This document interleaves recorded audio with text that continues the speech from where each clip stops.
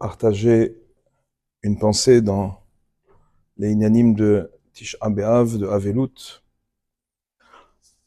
Nous allons lire dans Parashat Devarim, Moshe Rabbeinu refait le récit de tout ce qui s'est produit dans le désert. Il dira Echa esa levadi tolchachem umasachem verivechem. Comment est-ce que je vais être capable, Echa, de porter, de soutenir votre Torah, toute la peine, tous les efforts, tout le poids de vos disputes, de vos conflits. Vous êtes procédurier, excessif. Et donc il rappelle la paracha que nous savons dans Yitro, Avu lachem anashim chachamim nevonim vidoim leshiftechem. Ce qui est intéressant, c'est le lachon de Eicha qui est dans la paracha de Dvarim. Eicha qui est un lachon, une expression qui indique le deuil. On va voir également dans la Haftara, ou dans les remontrances du prophète, du Navi Ishaïa, après avoir récapitulé, il leur dit Eicha hayeta lezona, Kirya neemana. Vous avez agi avec infidélité vis-à-vis de l'Éternel, et le Navi insiste avec des remontrances très sévères. Le mot Eicha est une expression qui indique la remise en question, la prise de conscience dans un contexte de deuil, de difficulté et d'épreuve. Nous allons lire dans Eicha, Eicha Yasheva Badad. On se retrouve comme une ville isolée, seule, abandonnée. Quel est le sens de Eicha?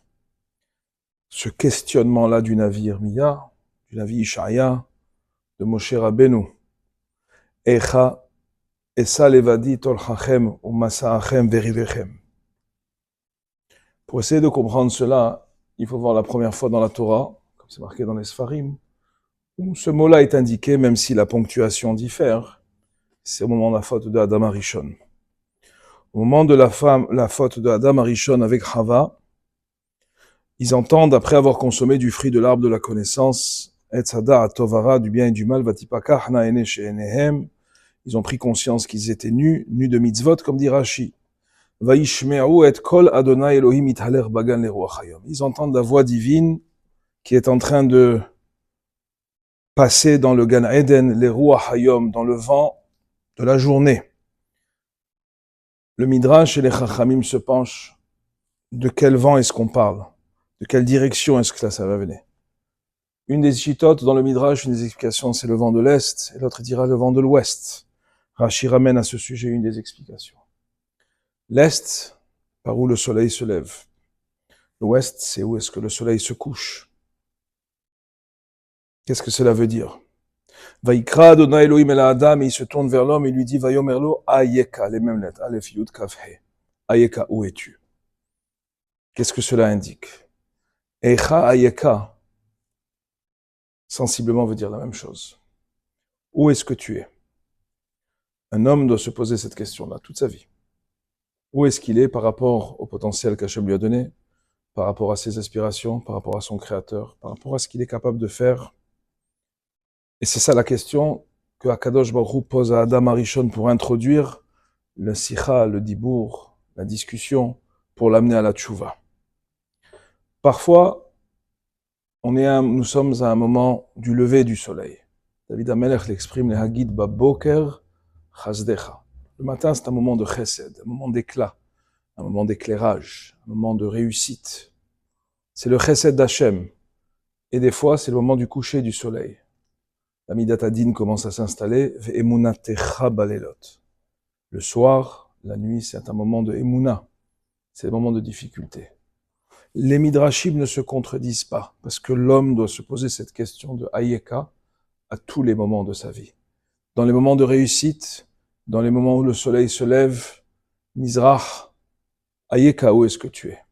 Et dans les moments de difficulté, d'épreuve, Ayeka. Et s'il n'est pas capable de se poser ces questions, il finira par Echa esa levadi, tochachem masachem verivechem. Il finira par arriver à des moments de conflit et de difficulté. Comme Moshe Rabbeinu l'exprime dans la paracha de Dvarim, que nous lisons toujours avant Tisha B'Av. Comme c'est marqué dans la Haftara, Eicha Yasheva Badad. Le manque et l'origine et le diagnostic, c'est à la base, à l'origine de la première faute de l'homme. Ayeka, où est-ce que tu es? La difficulté, c'est des fois de se poser ces questions-là dans les moments de réussite, dans les moments d'ascension. Vaishman Yeshurun Vaiv'at, l'homme réussi, il a tendance à oublier son créateur. Et à l'inverse, dans les moments d'épreuve et de difficulté, il se pose des questions, pourquoi est-ce qu'il a mérité tout cela? Et dans les deux moments, Chachamim nous enseigne, que ce soit du côté de l'Est ou du côté de l'Ouest, où le soleil se lève, où le soleil se couche, il faut se poser la question Ayeka.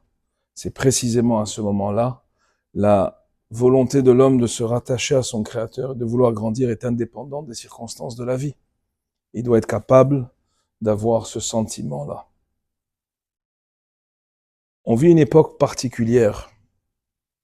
Après, évidemment, la Deuxième Guerre mondiale. Après, on a vu tous les progrès qu'il y a eu en Israël, l'État d'Israël. Nous sommes à des moments de l'histoire qui sont remarquables. Il y a beaucoup de Torah, beaucoup de Beth Midrash, bien plus qu'il y avait dans le passé, au niveau du nombre.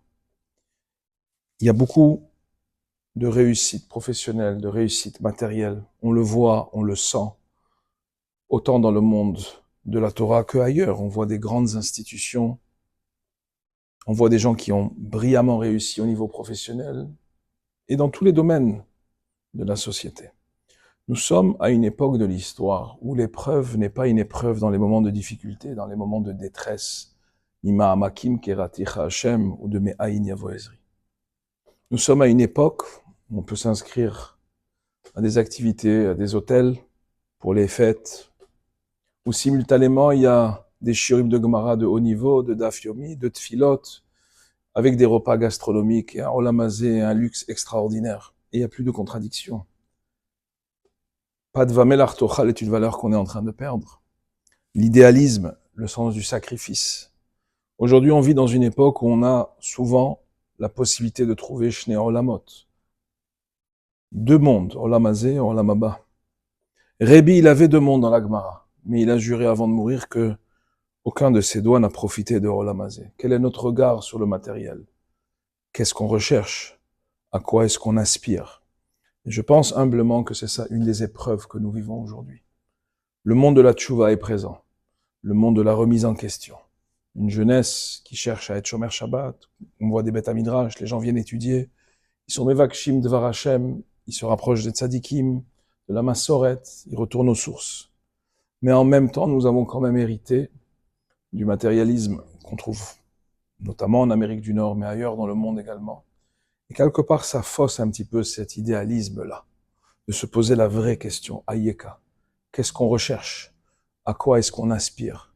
Quelle est cette distance que nous avons avec l'Éternel, qui est peut-être troublée par le matérialisme que nous propose la société moderne, qu'on ne réalise même pas combien elle a pénétré, elle est rentrée dans nos maisons, dans nos foyers, dans nos Beth Midrash, dans nos synagogues, et dans notre ascension et aspiration à grandir en Torah et en Hirat Shamayim, à transmettre la Torah véritablement.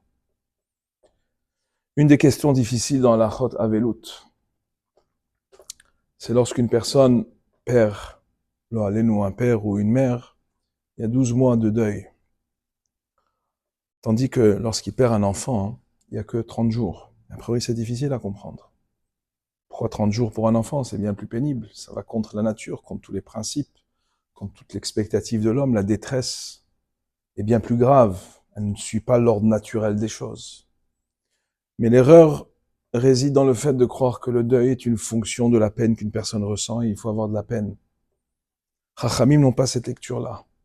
Quand une personne décède, id'agu kol hachabura, on doit être doeg, on doit chercher à remplacer les valeurs de cette personne-là.